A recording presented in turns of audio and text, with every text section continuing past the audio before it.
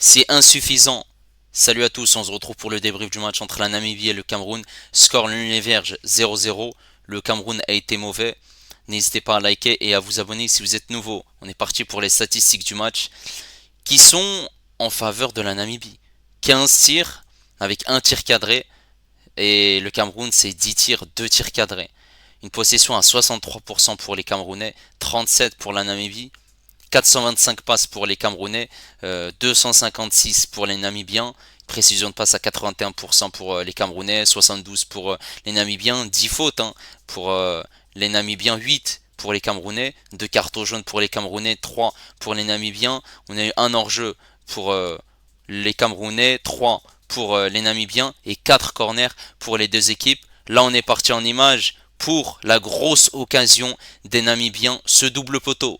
Cette équipe de la Namibie qui a joué en 5-4-1 ou en 3-5-3 et cette équipe du Cameroun qui a joué en 4-3-3 avec Onana, Cha Chua, Ngado Wo Tolo, un milieu composé de Ongla, Neyu, Magri et en attaque on avait à gauche Basso Gog, à droite Ngamale et en numéro 9 le capitaine Vincent Aboubakar.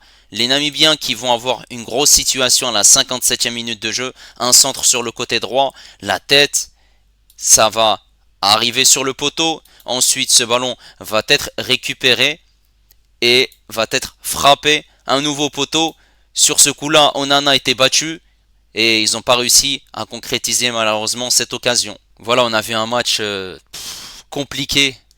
Les Namibiens qui ont eu les meilleures situations dans le match, que ça soit en première mi-temps avec ce coup franc de Otto qui passe à côté, on a eu pas mal de situations où voilà, il y a eu un manque de réussite de la part des Namibiens. Ils ont réussi malgré tout à cadrer une seule frappe.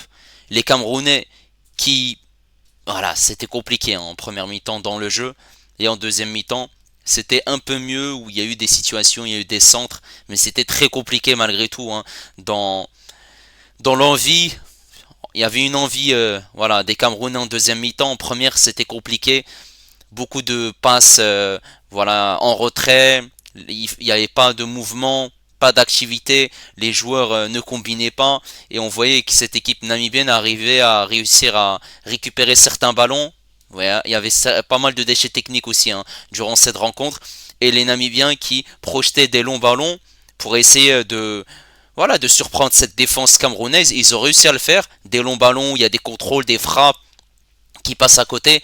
C'est Namibien qui aurait pu marquer et ils ont loupé pas mal de situations entre ce double poteau, voilà des situations aussi en deuxième mi-temps. Après voilà les Camerounais, il faut prendre en compte que ils ont pas eu beaucoup de séances d'entraînement et ils ont fait une connaissance, il me semble, 24 heures avant ce match, puisque voilà, c'était très très court entre l'annonce de la liste de Marc Brice, le sélectionneur camerounais. Ensuite, voilà, il y a eu la dernière journée des championnats. Et ensuite, petit à petit, les joueurs camerounais sont venus au Cameroun pour s'entraîner. Et forcément, voilà, les Camerounais auraient voulu que ce match soit joué ce jeudi.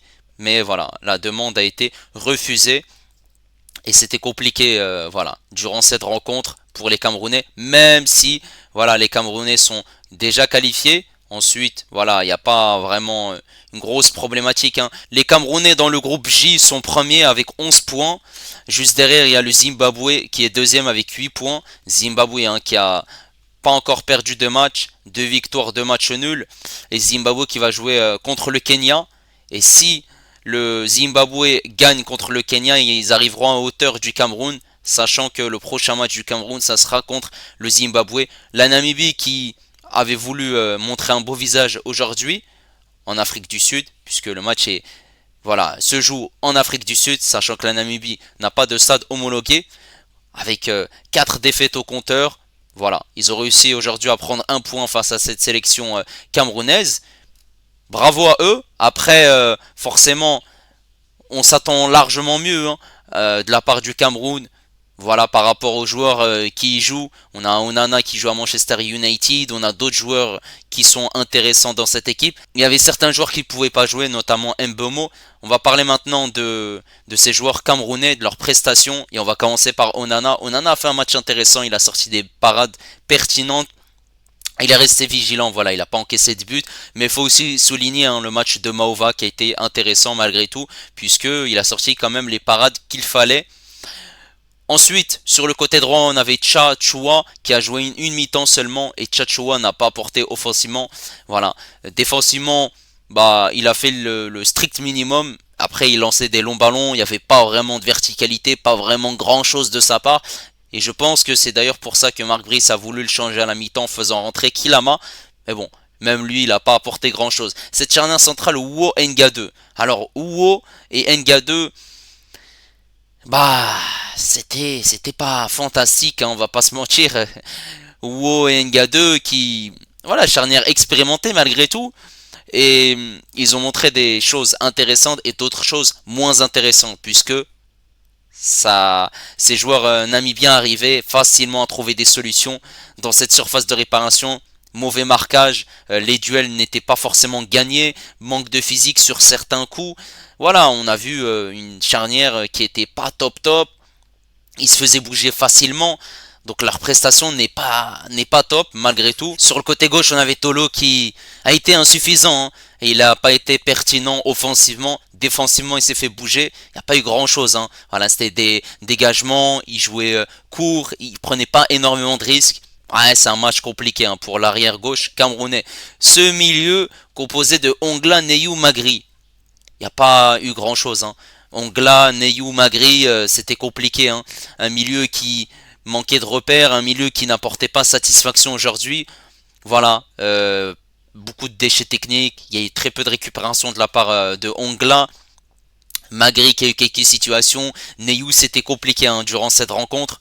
Voilà, on a vu aujourd'hui un milieu qui était pas déterminant durant la rencontre et qui n'a pas réussi à prendre le contrôle de cette rencontre.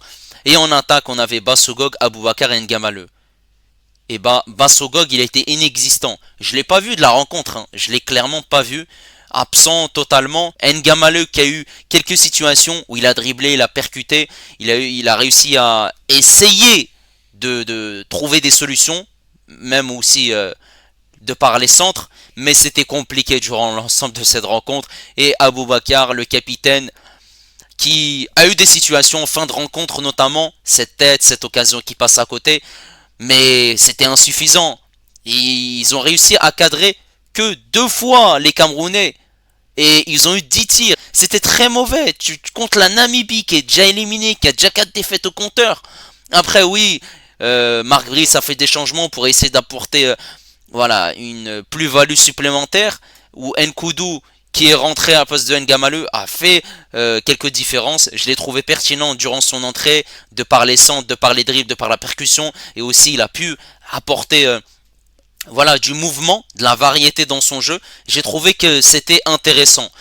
Malgré tout, on a eu l'entrée de Castelletto, défenseur central qui joue à Nantes à la place de Neyou. C'est un milieu de terrain, j'ai pas compris ce changement. Toi, tu veux gagner le match ou tu veux défendre en fait? Mais je pense que Marc Brice, s'il a fait ce changement en fin de rencontre, c'est qu'il avait peur peut-être de voilà, d'encaisser un but en fin de rencontre. On sait jamais, sur un coup de pied arrêté ou sur un contre, puisque voilà, le Cameroun est qualifié, mais veut assurer la tête de ce groupe J, forcément, puisque le Zimbabwe voilà, n'a pas encore joué et ça pouvait être compliqué si le Cameroun perdait. Voilà, maintenant le Cameroun va jouer contre Zimbabwe, le prochain match important pour cette première place. Et le Cameroun doit se ressaisir, hein, même si c'est un match nul, même si ce n'est pas alarmant. Voilà, il y a plusieurs paramètres qu'il faut prendre en compte, des joueurs absents et aussi voilà, des joueurs qui n'ont pas pu s'entraîner et voilà, quelques situations où c'était compliqué malgré tout. Dans le jeu également, n'hésitez pas à me dire votre impression concernant cette rencontre, pauvre en occasion et pauvre en but également. N'hésitez pas également à liker et à vous abonner si vous êtes nouveau. Et moi je vous dis à la prochaine. Ciao les amis.